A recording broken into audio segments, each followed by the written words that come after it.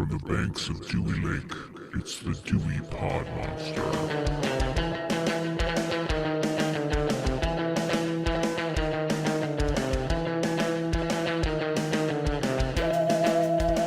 All right, welcome back. My name is John, and this is the Dewey Pod Monster Podcast. This is your weekly podcast about horror movies, and occasionally we talk about consumption. With me this week is the authority on Michigan craft beer, and he is also the host of the Dewey Pod Monster Podcast. Sean, how are you doing today? I'm your friend to the end. I'm good. How are you? Apparently this is the end, but I'm good. This is the episode that if you believe in spiritual things or forces, being dark forces or light forces, that was not supposed to happen because we're off our normal schedule because of power outages. So fuck you, weather. We're going to do this episode anyway. How did you deal with the great storm of, what year is this, 2022? This is 2022. It wasn't too bad around here. A couple branches down, like in the neighborhood. And then when we went out to the store, to the grocery store, because we hadn't been in a while. But on the way home, like driving through Plymouth, there were like big sections of trees down and stuff, nothing impeding the road or anything, but it was pretty severe around us, but like in the very local vicinity, it didn't seem too bad, but I know a lot of power related things. Ours flickered a couple times, so that kind of pushed off us recording yesterday on my end. Yeah. So it was on both our ends because for me, I didn't think it was that bad of a storm, but like all I saw was a bunch of rain when it went through. And I was watching it from the window of a gym while sitting on a treadmill. So, I mean, I didn't think it was anything to be overly concerned about. Once I got home, I was like, oh, cool, the power didn't go on. And then no more than like 20 seconds later, everything gone. So on the plus side, dinner was already done, so I didn't have to figure that out. So we're in a weird area where the power cut, like whenever rain goes through, it seems like we get at least like 2 to 3 minutes of like the power going out, and then it comes right back on and you kind of move on with your day. It's annoying, but it's not the end of the world. And that's really only been since like last summer for some reason. After about 10 minutes, we're like, oh shit, this isn't coming back on. So we kind of putzed around the house in the dark for a little bit. Then the power came back on, gave it about 10 minutes. Got on the computer, tried to make sure things were working, and no quicker than I send you a text saying that, hey, this is up and working. Are we still good to record? Out again. So just dead in the water for another hour. And that's when you told me you were starting to see stuff flicker too. So we just put this one on the back burner and did other things. So what you're saying is it goes out whenever the wind blows pretty stiff these days. Rain seems to be more of a contributor than wind, but yes. Did you catch anything good on TV since the last time we talked, or anything we need to kind of go over before we get into today's topic? I just finished the newest. I have been obsessed with these WWE biographies for some reason. The Rey Mysterio one just aired. It must have aired yesterday. Ooh. So I just watched that right before I came down to record this. I finished watching that, and I jumped on the bandwagon about, I don't know, feels like 6 months late, and started season 4 of Stranger Things. I'm on the last episode right now. I think since we talked last time, I've watched just about there's like 9 episodes this season, so I've watched all 8 so far. And I think the last one's a 2-hour episode, so I've got, I want to say about an hour and a half left of that one to watch. So as soon as we wrap this up, I'll probably go down and finish that one. Okay. I'm still stuck on season 2, not for any real good reason. Like I liked season 1 and then just didn't get into season 2 right away, and then never quite got back on the hype train, but I don't have a good answer as to why. It's almost better that way though, because then you get to binge them, when you get time to sit down and watch them, and everybody's already done talking about all that stuff. So that's the part I don't like about this whole kind of Netflix age, where they release the whole season at once, and if you don't rush to see it, you feel like you're going to see spoilers by the time you even get to this point that you've been able to watch them all. Yeah, I don't like that if you compare it to a show, the 2 shows I would think that I would kind of have this feeling with, or did for a while, would be when Dexter was in its original run and when Game of Thrones was on. You didn't think it at the time, but looking back on it, it's kind of nice to have that week build-up, kind of leaving it in your head, thinking about what's going to happen next week, how are they going to finish this, having a cliffhanger that actually means something other than just hitting next episode. So it is kind of weird with Netflix how they will just kind of drop everything all at once. What's funny though is there's other companies, like I'm assuming HBO is still doing this on HBO Max, and I know Disney Plus will do it with their bigger shows that will do the like weekly drops of an episode until the whole season's out. Still doesn't seem to have the same feeling as when you knew you had to be in front of your TV at 9 o'clock or whatever on Sunday night. Otherwise, you weren't going to be able to keep up with conversation. Yeah, that's how Game of Thrones was for me when that was coming out. At the last season, I anticipated, like you said, watching it the night it came on or the night it came out.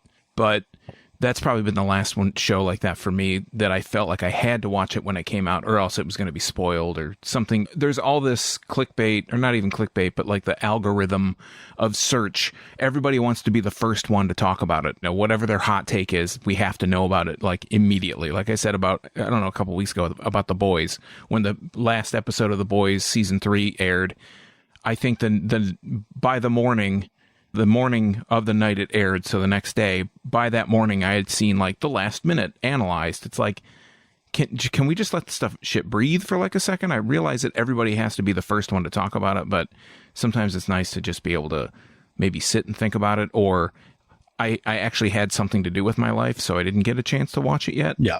It's nice not to have that kind of stuff ruined, but I think I don't know, it's like the whole age of spoilers and all that shit.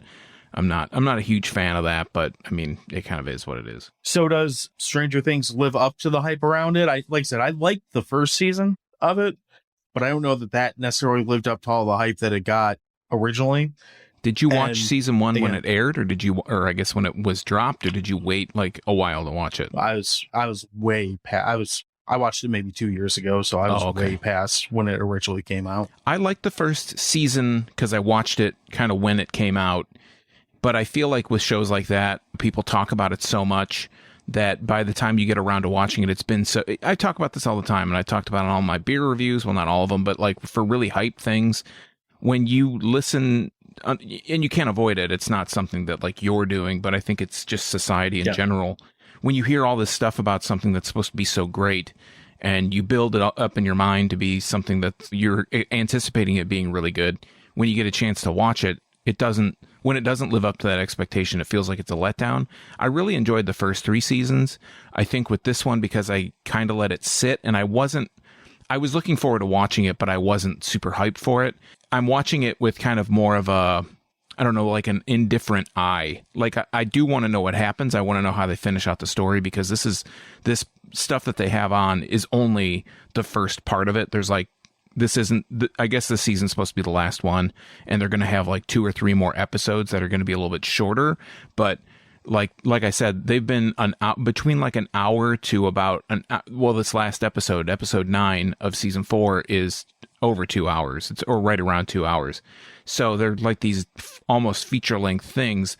I'm enjoying it while I'm watching it, but I'm not really, I'm just, like I said, I'm just kind of watching it, not really liking it and definitely not hating it, but I'm just kind of like, okay, I just want to kind of see what happens next. And I'm not hyping kinda myself like up. I'm through the motions. Yeah, kind of, just to see what happens. It's interesting. I think that I don't know, in some ways, I think it's a good plot line. In other ways, I feel like it's kind of, they're just rehashing old stuff and they're putting like a new bad guy in there. And when they kind of, like they said his name, you might have watched it eventually, but the enemy, or the villain, I'm not going to say what he does, but his name is Vecna, which is like another, of course, D&D monster. And it's kind of that kind of, sure. It starts to get like old hat. Like you couldn't name him something different, or maybe, and then you get his origin story and get all this stuff. So it is interesting and it's cool. You can tell they put a lot of time into thinking about how they were going to finish this.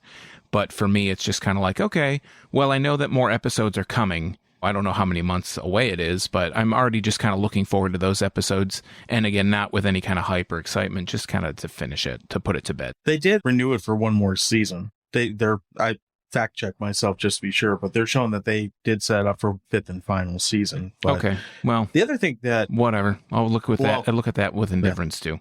Yeah, that's fair.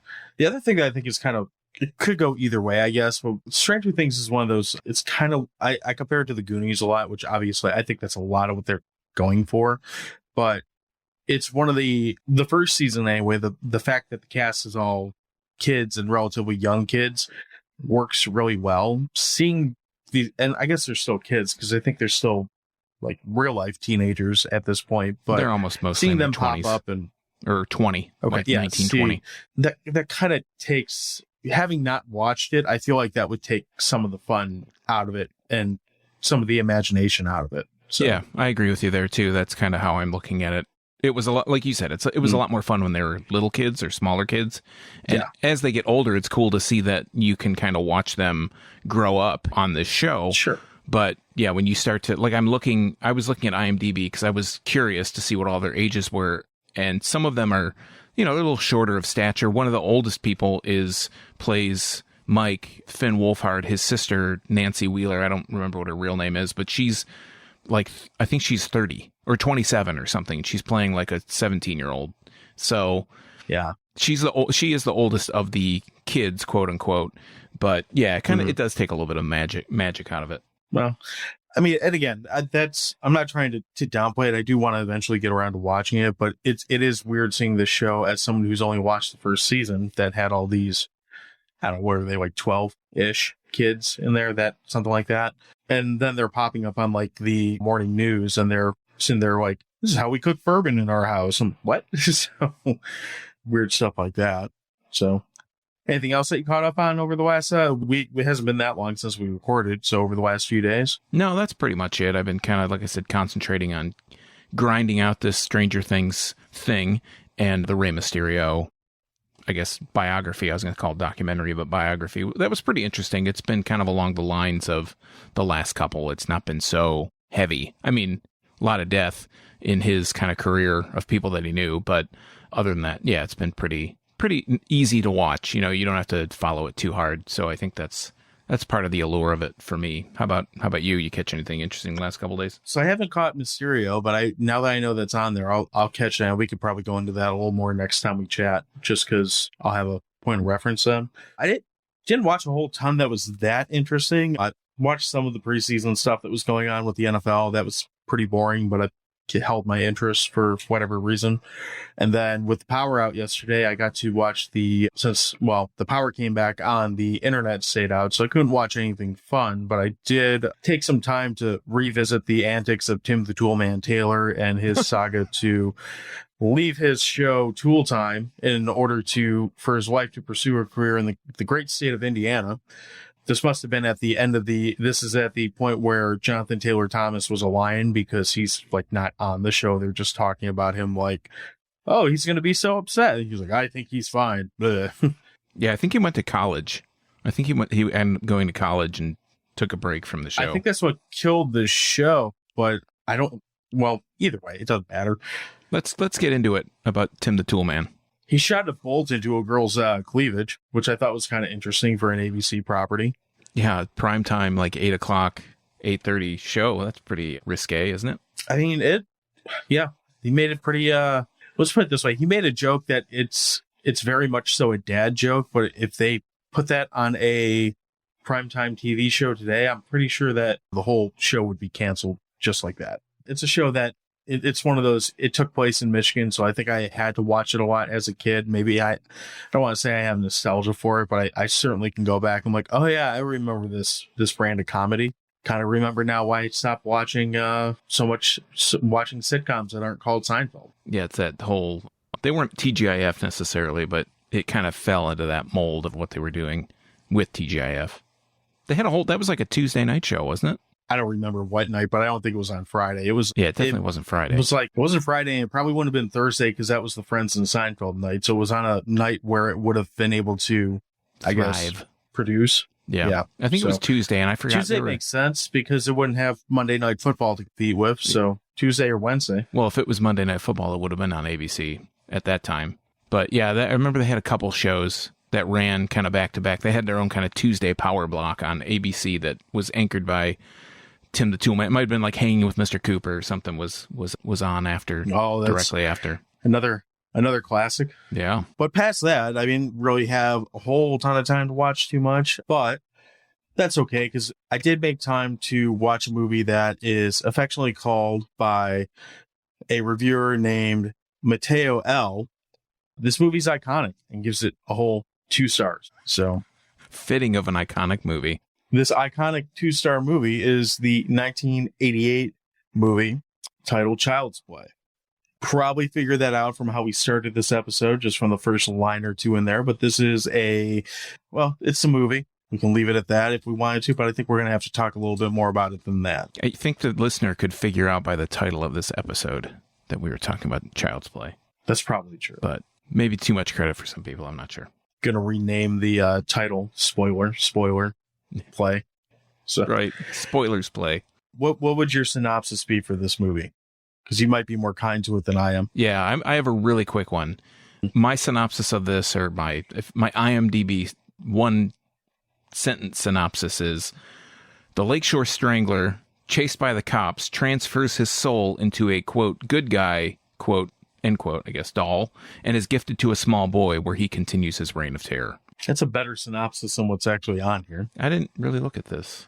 Tell me what the IMDb synopsis is. A single mother gives her son a much sought after doll for his birthday, only to discover that it is possessed by the soul of a serial killer. I think it could go either way. I think I gave a little bit more of the upfront, like how the movie starts, and then kind of made the rest of it a little bit more ambiguous. But I'd agree with that synopsis. That's not too bad. So this movie kicked off a franchise. It's going, I think, 7 movies strong now, plus a remake and a TV show.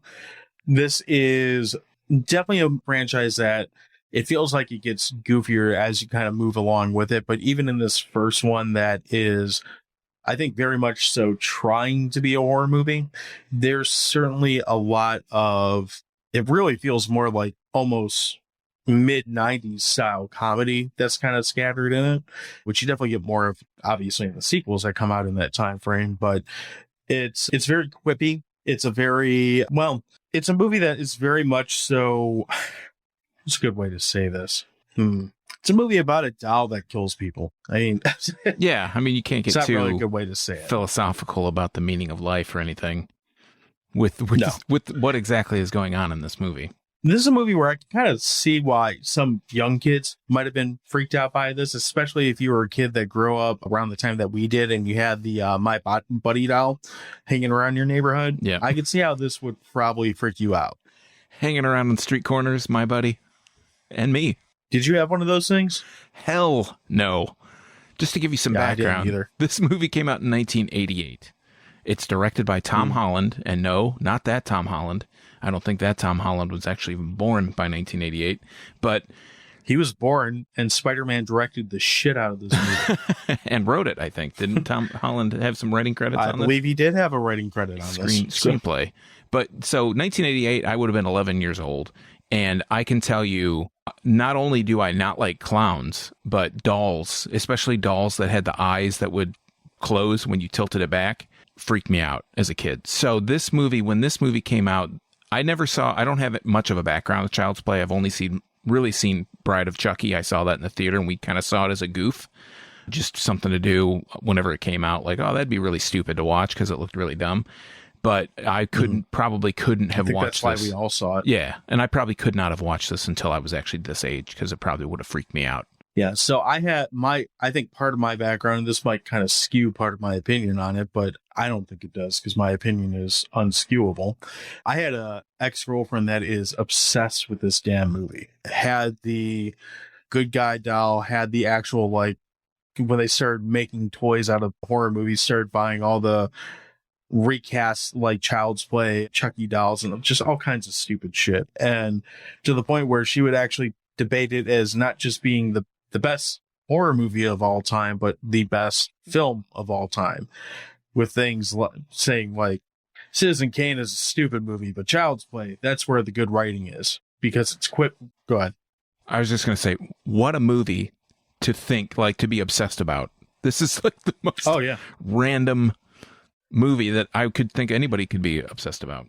Well, it's a whole franchise too. It's not just this one. It's not like she fell off after the first one and gave up on it. And I have no idea how she feels about this franchise after Bride of Chucky, because we were no longer on speaking terms after that.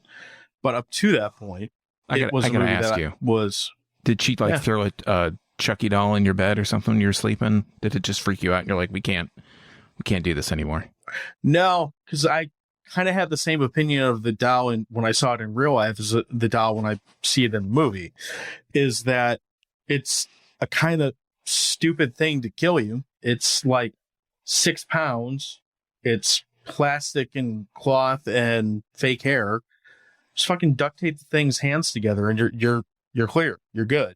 So Well, you got to there's tell. a lot of ways you can. There's a lot of ways you can disable, if not dispose of, this stupid little like walking, talking plush, as opposed to just letting it kill you. So. But what you got to tell us, you got to tell the audience what your synopsis of how to take care of Chucky was last week when we talked about watching this. Didn't I say duct tape him to a pole or something like that? I think it was something about I don't know, like hanging him in a closet and closing the door. Yeah, but also would work.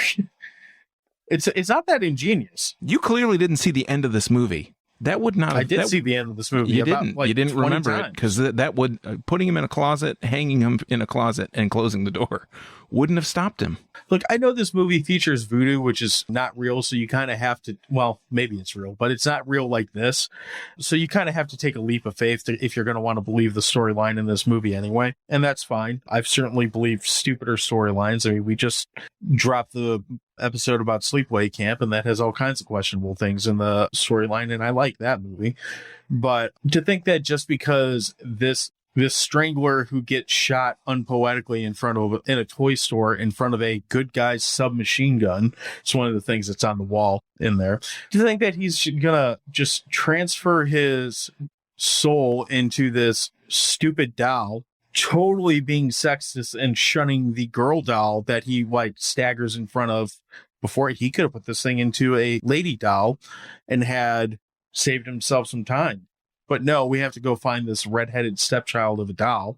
Does voodoo defy physics? Does voodoo like give him superhuman strength or anything like that? I mean, he kind of seems like he can fly at points in this movie, but I feel that you're disrespecting the dark art of Santeria, and I'm not gonna do that. I know better.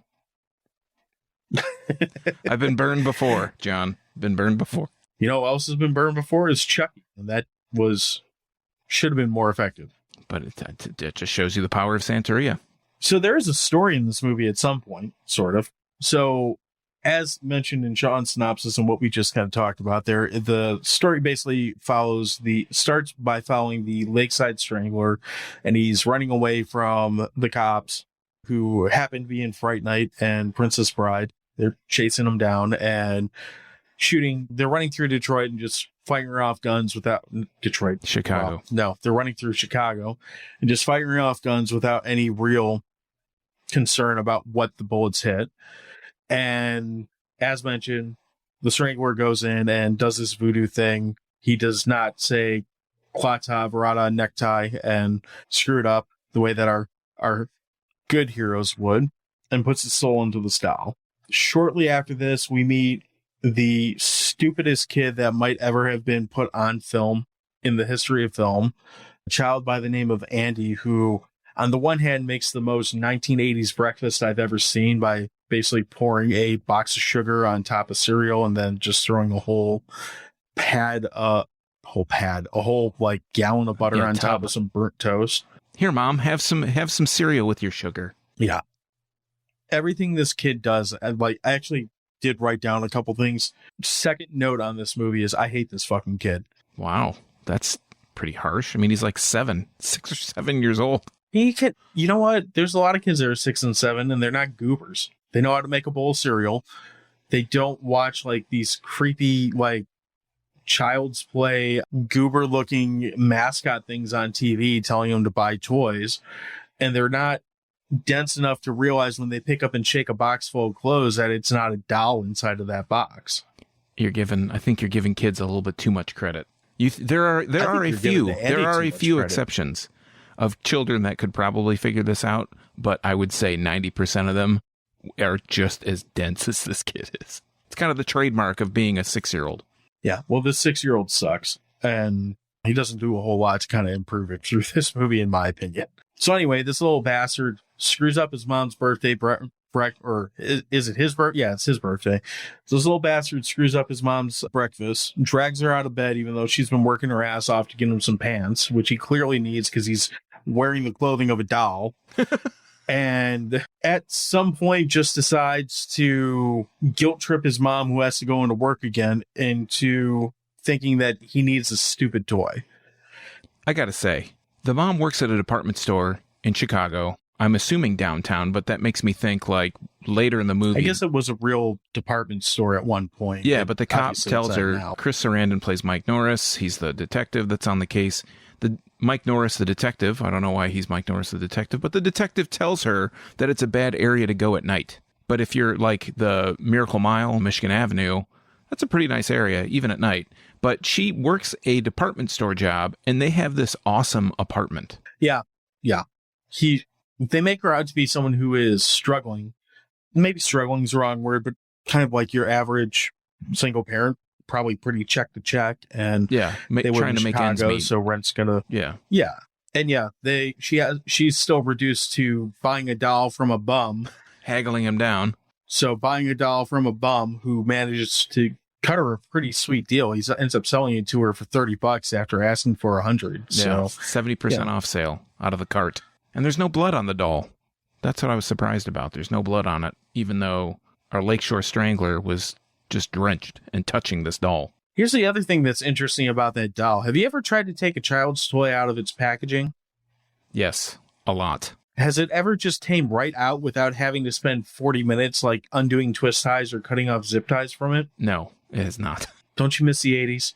Yeah, well, maybe not so much. Yeah. Aside from the fact that we find out later that this doll is pulled out of the burned out toy store where this murderer got shot. This is also about the time where one of the times we realize that the Chicago Police Department is about the worst police department on the planet when it comes to doing things like collecting evidence, police work, investigating crimes. Right. These are real questionable activities. So not only does he find this doll in a burned out toy store, the box, which I would assume is, well, this is, again, 1988. Let's be real. The toy's flammable as shit, too. This doll and this box are unsinged, unburned, probably don't smell like smoke, or at least they don't make note of it, and not covered in blood. Cool. Everybody smoked in the 80s, so you wouldn't have been able to tell if it smelled like smoke or not. Does anyone smoke in this movie? I don't really remember that. Usually that's something you almost notice now just because like no one smokes see it so much. No, I don't remember seeing anybody smoke. Maybe the cop, but I think that might be it. Yeah. This might be a situation where they light the cigarette and they take a couple drags off of it and it gets thrown away because they get interrupted. But I could also be confusing with this with the movie we just watched, which was The Blob. Was it The Blob? Also possible. Yeah. Yeah, I think in The Blob they smoked, but it was like two puffs and throw it away. I don't think there was any smoking in this one. So while we're on our truth campaign about not smoking, anyway, so she buys this homeless guy's doll and all's well in the world, but her jerk-ass boss still won't let her go home to see her kid, and basically her bad influence chick from the movie Grease decides that she's going to go babysit her kid until she gets off work. She takes the doll home, and this is how we unite Chucky and Andy, the two shittiest characters in this movie, and a real love story that just goes on for too long. So up to this point, there's really only one thing that you see there's really no horror movie element up to this movie at this point, aside from arguably some voodoo, but it does kind of move this part of the movie along pretty quickly. Any comments as to where we're at right now? Well, once Andy and Chucky are united, it's pretty quick that Chucky starts acting kind of weird, kind of creepy, and he's talking to Andy very secretively, and Andy's being put to bed. It's late for a little tyke such as Andy at this age. And Maggie, the little shithead. Yeah, the friend of, well, that's your words, not mine. The Maggie, the babysitter, his mom's friend, is putting him to bed. She's kind of up a little bit later. I don't know when this kid gets put to bed, but it looks like it's pretty early by the looks of what Maggie's doing. Reading, watching TV at the same time. Chucky escapes from the bedroom. He doesn't want to go to bed yet. He wants to watch the news because he hears that his accomplice escaped. So Maggie notices his accomplice with the most stereotypical, like, this is a crime guy named Eddie Caputo. Oh, yeah. Yeah, he definitely has that crime guy kind of name and look to him.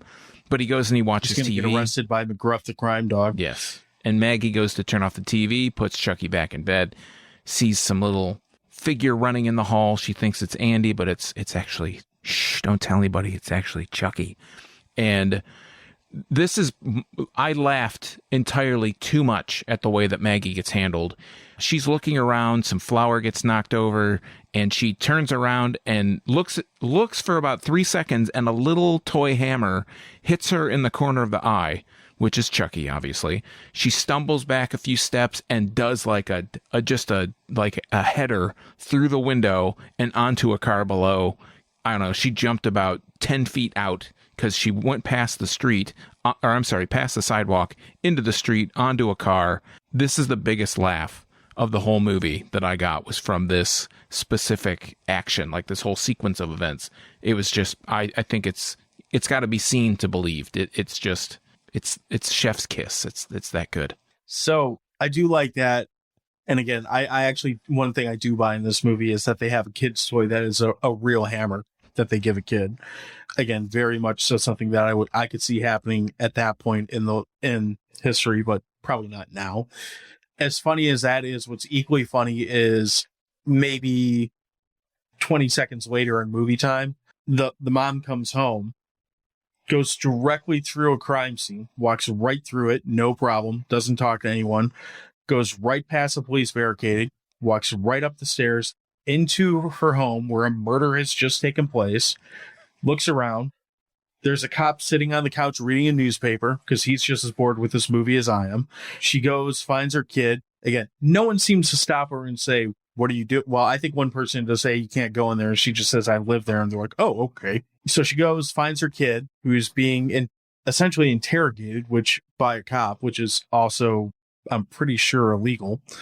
But she goes, finds her kid, and within 2 minutes, she's like, I just want to be by myself. And they just send all the cops home to no longer do police things because it's not like a murder just took place or anything. They're just going to send everyone home. I have to ask you this question. This is made in 88. This is now 2022, I guess. But we're in the 2020s. That's the 80s. This is the 20s. 2020. 25 years, roughly. Yeah, give or take. Is Child's Play the first 35, movie? Sorry. What's that? 35. Oh, Sorry. yeah. 35. Is Child's Play the first movie or pop culture thing that you can think of that adopted this? I'm going to go off the rails a little bit here. That adopted this whole philosophy of believe your child no matter what. In the 80s, when I was a kid in the 80s, if my teacher said I did something bad, I did something bad and I got punished for it. There was no question like that I wasn't the one to blame. And it seems like maybe Child's Play is what kicked off this whole thing of like, believe your kids, believe in your kids, believe your kids. Now, if you're like your kid's teacher says they did a bad thing, it feels like it's almost an immediate like knee-jerk reaction to say, that's not my kid. My kid wouldn't do that. And I think with all this stuff, Chucky is telling Andy, hey, my name is Charles Lee Ray. I'm the I'm the soul of a strangler inside a kid's toy, and nobody will. Well, the mom immediately believes him. Like, I think it takes her a little bit of coaxing, but not much. It's almost immediate. Like the cops are accusing Andy of killing Maggie, and Andy says, I didn't do it. And then that's all the mom needs to know. Well, he said he didn't do it. He didn't do it. And will like die for this kid. She doesn't really know what happened, but she doesn't think Andy did it. And I don't know. It's like, she does kind of question what's going on though, because but she insists that he didn't do it. Well, she insists that he didn't kill Maggie. But as the movie progresses and we get to the point where things get, as Chucky starts to ramp up on his carnage, kind of bit by bit, I think it does get to a point. I mean, she never implicitly says that she does or doesn't think that Andy killed anyone, but she does kind of, once we get to the second death, I feel like she's kind of questioning herself, because it's almost like a normal adult would say a doll's not murdering people, surprisingly. Yeah. And it's almost like you can see her working through like, it makes far more sense for my child to murder these people than it does for this inanimate object. But she is against it. She will not hear it. Like, the police don't talk to my son. He didn't do this. He's the only one there. They never say, she never says that. She never says, don't talk to my son, which she should, because they're not supposed to talk to her son without her, at least without her being there or without a lawyer being there, as far as I know. I think the parent has to be there for a kid that age. A lawyer would probably be advisable. Yeah, I don't know. I don't know. I think that she's pretty adamant that he didn't do it, and that he's a little boy. You can't talk to him like that. He's a little shithead. This little kid just killed this lady. I'm not going to believe some fucking doll did it, you stupid ass. That's what I would think a cop would say, especially an 80s killed her with cop diabetes. that doesn't take any shit. Right. There's no He oversight. killed her with diabetes, cholesterol. So anyway, next day rolls around and cops don't come back. They're not furthering this murder investigation or anything. Andy just takes this doll to school where there's a bunch of other Chuckies, but Chucky doesn't have time for this shit. So let's just ditch school. Again, 6 year, again, I'll buy maybe that a 6-ish-year-old child could just walk out of the school at that point and probably get away with it. But I would like to think that if the kid's just walking around downtown Chicago and getting on the L and going to like rat infested neighborhoods, that someone would be like, hey kid, where are you going? But maybe not. Yeah, he's going to the south side of Chicago. No big deal. Nobody questions him. Nobody says a word to him on the subway. He's just carrying this fucking doll that's as big as he is. He's got to go pick up a shift making hot dogs or something. Yeah. So this is where we see another murder scene, and he's on the south side of Chicago, and Chucky, we forgot to say that before he was Chucky, when he was still Charles Lee Ray, he swore revenge no matter what, and he's very adamant that it's going to be no matter what. So he's going to kill off his partner, the crime lord Eddie Caputo. This scene it's almost like a repeat of the first scene that you see someone die in this movie, except instead of the murder weapon being a hammer, he blows up a whole house essentially. Yeah, uses a gas stove to flood the house with gas, which happens very quickly. Yes, and the house explodes like it's a Lethal Weapon level explosion. This is like a real abandoned house really gets demolished. It's also impressive that the house filled up with gas so quickly since the windows were all busted out of the house. That's movie magic for you. Are we calling this a slasher or is this something else? I don't know. I wouldn't really say... it has some slasher elements, but also has some suspense elements and some... It's like a comedic slasher suspense movie. I don't really know. That's the closest thing I can come up to, because it's almost thriller-esque, not thriller, the music, but thriller, like a thriller type movie, because it kind of does have you on the edge of your seat, and there's a lot of jump scares where Chucky pops out of something. Very dependent on, yeah. The reason I say that is I hear this movie compared to Friday the 13th and Nightmare and stuff like that pretty often, and I think that's because the main character, maybe not so much in this movie, but the main character of all these movies is really the killer, as opposed to all the people that are getting killed in the movie, which I guess kind of makes it a slasher. And like I said, I think this one, you can make the argument that Andy is the main character and his mom are probably the two main characters of this movie, but that definitely falls off in the later parts of the franchise. Regardless, if we're calling this a slasher, this scene in particular is pretty lazy by slasher standards. Like, you don't really see much of the death. It's more of an action movie death. Like, it's a Lethal Weapon death as opposed to a slasher death. But anyway, I digress. I guess the cops show up pretty quick to this nuclear bomb that goes off on the south side of Chicago, because next thing we know, Andy's back at the police station, and Bob Barker's basically going to throw him into an insane asylum, where he actually stays in this asylum for pretty much the rest of the movie until right near the end. Yeah, pretty much. Takes him out of the story. Yeah, they don't really show a whole lot with it. This is basically where they kind of split him and the mom. Well, actually, the mom's kind of split up with him at this point because she's playing detective where the cops won't, isn't she? Yeah, I mean, this really starts to get to why or who Chucky is, like who he used to be. Andy kind of feeds a name to his mom, but they don't really connect the dots until they hear about Caputo's death. I don't want to say a running mate, but he runs with what's his name? Charles Lee Ray. Yeah, he runs with Charles Lee Ray. It really starts to become a detective kind of case with Chris Sarandon and Andy's mom.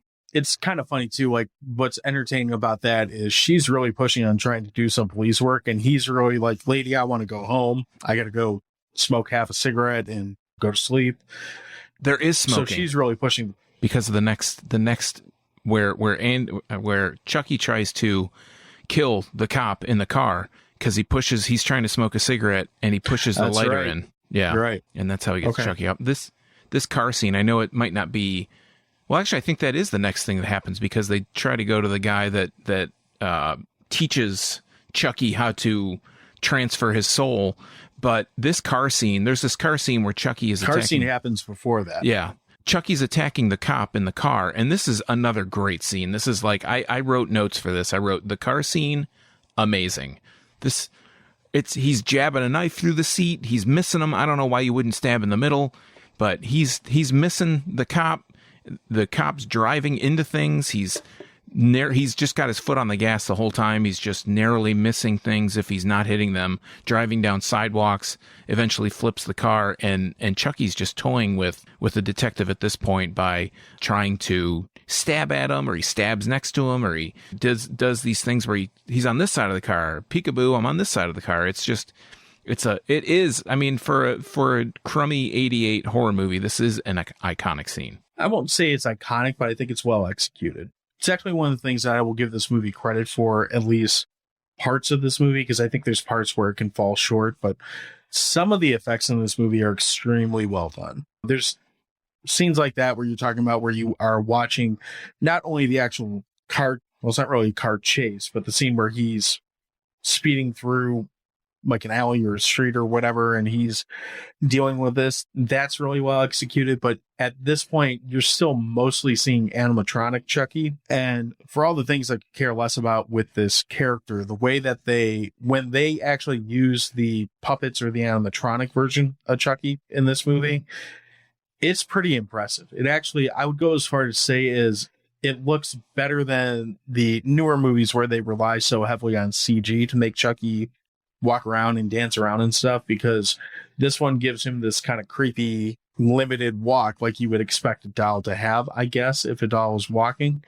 I thought between that and some of the practical effects with, again, flipping the car, blowing the house up and so on, the effects are pretty well done until they hit a point where they are just not well done. And that kind of comes more in the second half of this movie as opposed to the first.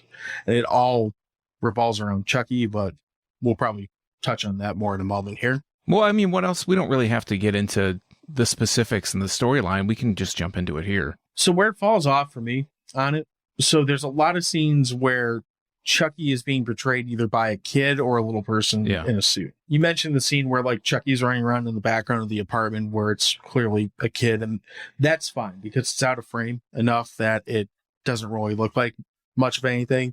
There's also scenes in this movie where there's a scene where they light him on fire and he has to kind of freak out and whatnot. They actually did something that's kind of, I'm sure this has been done on other movies, but it's ingenious, that they built the set to be roughly, I think they said 30% bigger than the actor that was playing Chucky, because he's roughly 30% bigger than the doll Chucky, or however the math works on that. Mm-hmm. I might be wrong on that 30% mark, but you get my point. So some of that will work, but there's other scenes where it's really a problem. Specifically, there is a scene where you watch Chucky crawling up I think it's a fire escape maybe, or maybe you just see him in a hallway when he's at the insane asylum. And he looks like a 5-foot tall man that happens to be dressed like Chucky and climbing some stairs. Well, I think I agree that it looks kind of clunky. I think that's almost some of the like freakier, I wouldn't say scarier, but some of the more freakier things when it is an actual actor in a costume playing this character, all the forced perspective stuff, or that goes with making sets bigger or smaller or whatever they do.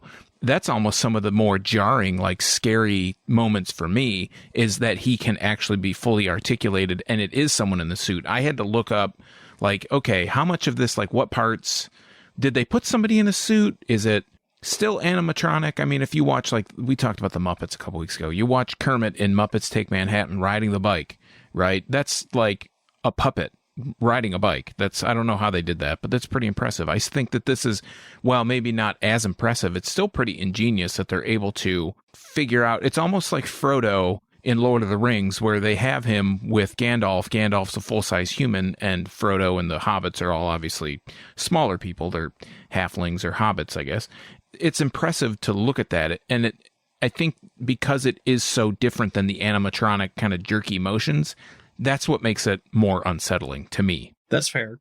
Where it falls apart for me is when they have Chucky and Andy in the same frame together, and Chucky is a person in the suit and Andy is stupid kid. And all of a sudden Chucky is the same size or bigger than Andy. That's where it falls apart for me. Oh, the perspectives change.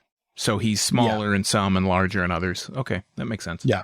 To backtrack, I did write a note that when we were talking about the Eddie Caputo scene, this stupid shit of a kid hears a gunshot and then goes running towards it.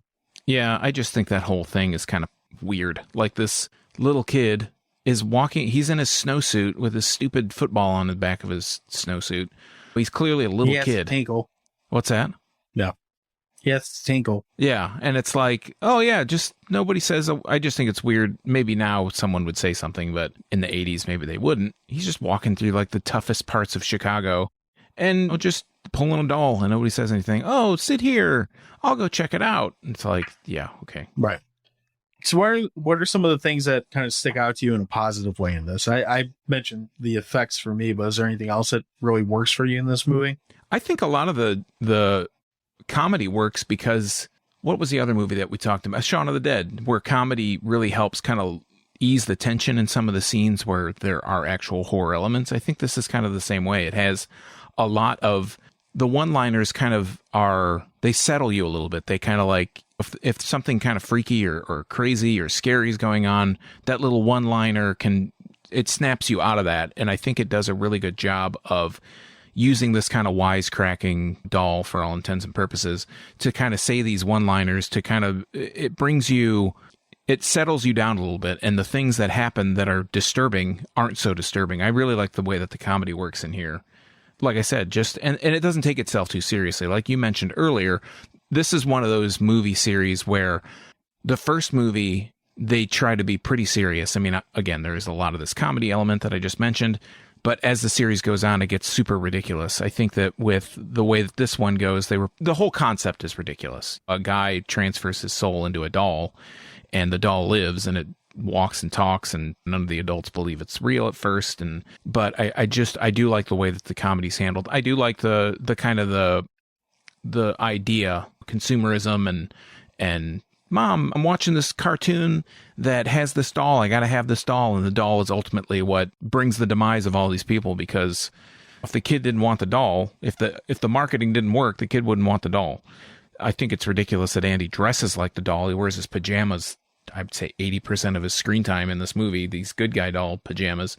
So some of it doesn't work, but I just really appreciate the comedy, the one-liners, the sassiness that Chucky brings to the movie. And I think Brad Dourif does an amazing job voicing this character, really giving the character a lot of personality. And the other thing that we didn't mention that I really think is cool about this, that they do in this movie, is Chucky starts off, the way that he looks like a My Buddy doll, but with long hair, kind of that frazzled, bushy hair. And as the movie goes on, Chucky becomes more human. His kind of Santeria voodoo master guy kind of mentions that he's becoming more human than doll.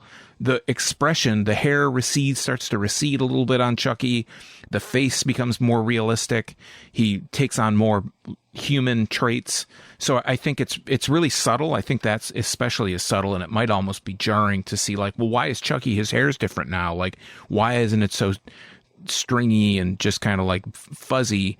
He starts to look more and more like a person, and I think that is subtle, but I think it's really a smart move for them to do in this movie. Yeah, and that's interesting because Dourif did say that he based Chucky off of Jack Nicholson. Oh, yeah. And who he worked with in One Flew Over the Cuckoo's Nest. And if you're unaware, Brad Dourif is a very underrated actor. He's in a lot of really great stuff. Obviously, he's in this, but he's in Cuckoo's Nest. He's in one or two of the Lord of the Rings movies. Yep. He's been quite a few great things. But when I saw something recently where he was saying he basically modeled everything about Chucky, both in voice and how they started like making the look of the character around Jack Nicholson. I'm like, yeah, that kind of really fits actually, which I talk about doing a pretty good impersonation. I do think go ahead. I could see a lot of elements from The Shining, like Jack Nicholson's performance in The Shining, being brought into, like, being applied directly to Chucky in some of these scenes. He carries that knife around a lot, which, what a weird looking knife. It looks like there's a slice of bacon like stuck to the side of the knife. I know it's supposed to be like a blood groove or something, or it's supposed to look like a bloody knife. Why does this knife exist? Why does it look like a children's toy, but it's actually a real knife? See, and I always assumed that it came with the good guy doll, like it was an accessory for the good guy doll. Yeah. But again, why would a good guy doll have what looks like if I were to call it something, I would call it like the toy version of a Native American knife would be kind of what it looks like. And you would never see that toy now, but you probably would see that toy back then. Yeah. Makeshift weapons or whatever. But if that's the case, why is this actually sharpened steel within this knife? Yeah. Why wouldn't it, even at that point, even if they were dumb enough to put like an actual metal on the knife, it's not going to be sharp. Yeah, it'd be more like a chrome finish on a plastic blade or something. Yeah, something like that. So, but it's iconic, I guess. It's his machete or his knife glove for this movie. I do think that with the exception of Andy, who I just can't stand, the casting in the movie is pretty well done. The characters are pretty relatable. Catherine Hicks his mother she's not only relatable, but she's sympathetic, and you want to like her she's not like a normal, well, there's not really another character I can think to compare her to in this, but she, like from another series, but she's played really well, and you kind of do root for her a little bit through this movie, even though I think there's a certain section of the fandom that at some point just turns around and they're only rooting for Chucky, and that's why we have a whole bunch of these fucking movies now. But at minimum, she's likable, if nothing else. The majority of this cast plays everything really well in it. I do like that this, not just this movie, but this series has had the same writer behind it for its entire run. I think that's kind of not only impressive, but rare, to say the least. Like what's his name? Don Mancini's done writing for every single thing that ever has come out of Chucky. He's directed some of the movies. I think he's directing the show now, and he's created the character from start to finish. So I kind of like that. He's at least sticking to it. I guess that's good. Part of me wishes he would stop, but that's fine. Is there anything in this movie you don't like? Anything that you can nitpick or gripe about? You know, I think that we're giving it a hard time, but I actually really surprisingly enjoyed this movie a lot more than I wanted to. I think that I wanted to and that I'd expected to. I think that they really do a great job of making, and I think this is what they were going for. They make this character, Chucky, a character that you almost love to hate. He is so hateable. It's if you saw this doll in this movie anyway. Yeah. Well, I mean, just his personality is so shitty, so smarmy. So if you saw a doll like this, you would want to, like you said, you'd want to hang it in a closet and close the door. You'd want to kick it down the stairs. You'd want to abuse this doll. And I think they do the idea of this, the characterization, the personality that they inject into this character is a character that you just don't want to like, but because he is just so witty. And I hate to, sound like an idiot saying a doll is witty, but Brad Dourif brings such character, such life to this character that he's not an easily forgettable character. And I think that's got to be commendable. I mean, that he might not be in the big three, might not put him with a Jason, or we might not put him with a Freddy Krueger or Michael Myers, but he's like a tier below those guys. And that's still pretty high up in horror franchises. I mean, I've only, like I've mentioned before, I've only seen 2 of them out of 7. I probably won't see any of the other ones unless we talk about it for this podcast. But these 2 have made a good impression, and I definitely enjoyed this more than Bride of Chucky. Well, I would agree with you on that. There's no Rob Zombie music in this one. Right. So Yeah, most of my shitting on this movie, I mean, a good chunk of it comes from like having bad experiences with it outside of the movie itself. But the biggest thing for me is I just don't like this stupid doll, and I don't find it to be something that's really that terrifying. Even if you compare like stupid clown movies or something like that, it's like at least those things look intimidating. I don't really feel intimidated by Chucky. So for me, this one, it's fucking dumb. But I don't know. We've gone on about this. I mean, this is a movie that's been around for a minute. Like we said, it's 35 years at this point. So it's not like we're going to ruin the ending for you. You could probably guess where the ending goes, seeing as yeah. One thing I should say that I hate, and you kind of mentioned this again with the sleepaway camp, is the fade to green. I really hate the way this movie ends with the still frame and the almost make it look.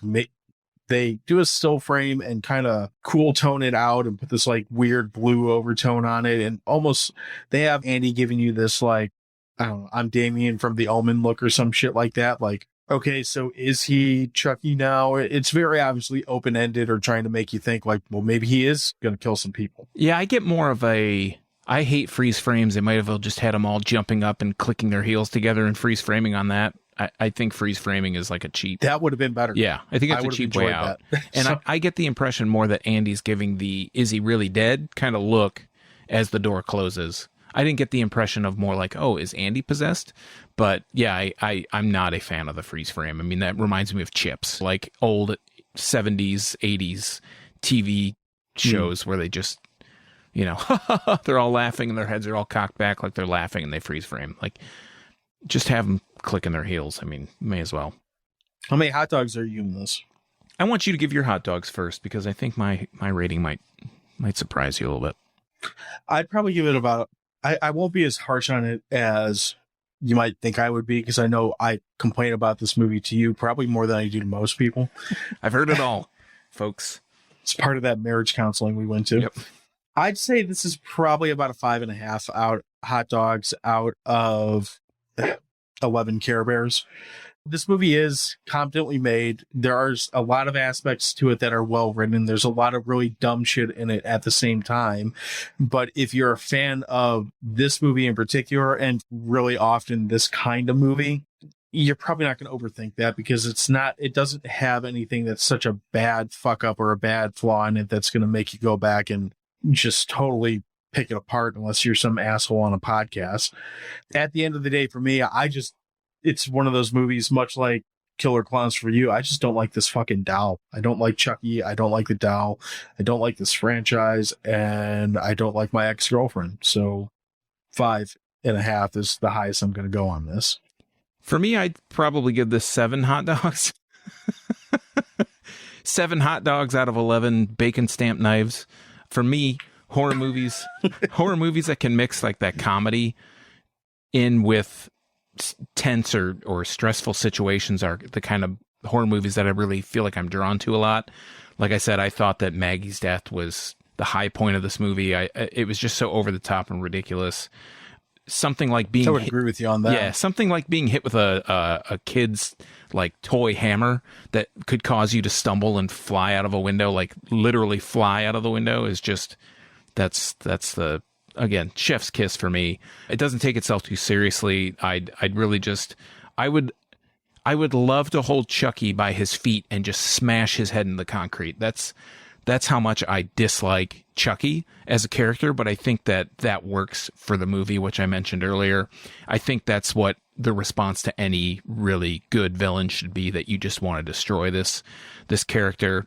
The supernatural element of Chucky being able to like transfer his soul into a living or inanimate object and back again. It's a good twist. I thought it was inventive, but I think it's stupid. I mean, ultimately that's just kind of dumb, but you have to kind of believe that for any of this to work.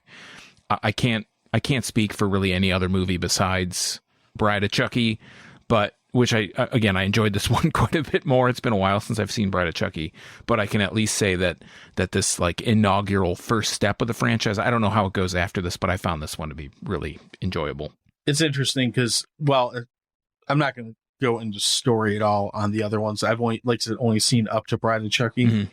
2 and 3 just kind of, it's your typical horror movie formula. It's bring back Chucky, up the body count. Bring back Chucky, up the body count. And he gets more, dialogue-wise, he gets a lot more one-line dependent, which is one of the things for me that gets annoying. Like, I like movies that are where the dialogue is one-line dependent if it's like an action movie, but in like a horror movie, it tends to get old quick for me. So that might be why. And then when Bride of Chucky came along, it's like if this is like a 60-40, 60% horror, 40% comedy movie, it's like when Bride of Chucky came around, they flipped it and went like 30 horror, 70% comedy. And Rob Zombie. Well, on top of that, my nemesis. Meg Tilly, her voice is just nails. Oh, yeah. Sorry, Meg. Jennifer Tilly's voice is like nails on a chalkboard to me. So that doesn't help that she has so many lines in that movie. I like her. Well, I don't know her, but the persona that she has, like and what I see her like through social media, internet, and whatever. I think I like her as a person. Like, she seems like she's a genuinely cool human being, but I would agree with you. Her voice is not the easiest thing to listen to for long periods at a time. So anyway, yeah, this movie, again, I don't know how you could take this movie too seriously, so don't. You'll probably have more fun with it than me. If you know someone who is obsessed with it, I suggest that you break up with them immediately, because it's probably going to end badly and give you reasons to need therapy for the foreseeable future. But other than that, I think that's pretty much all we really got to say on this one. Am I missing anything? No, I think you summed it up. All right.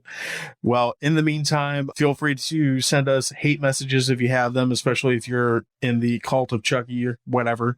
You can send those to us at Dewey Pod Monster on all the social medias, or you can always leave a message on our landing page where you can find this or all our other episodes. That is at anchor.fm/Dewey Pod Monster. And we'll figure out something to talk to you that hopefully I don't hate as much next week. In the meantime, Sean, what do you got going on? Do you want to plug anything right now? You can find my beer reviews. I'm on hiatus from that, but you can find those at youtube.drafttherapy.com, where I talk about mostly Michigan beer. Sometimes I talk about other things too. Or you can find out more about stuff that I'm talking about, which honestly isn't that much, at Draft Therapy on all the social media networks. All right. Well, in the meantime, we're at some point in September. We're going to keep this horror train going. I don't really know off the top of my head what day this is going to come out, but we'll be talking more spooky shit with you soon. And have yourself a great week. Cheers. Have yourself a merry little Christmas. Or Halloween, or whatever.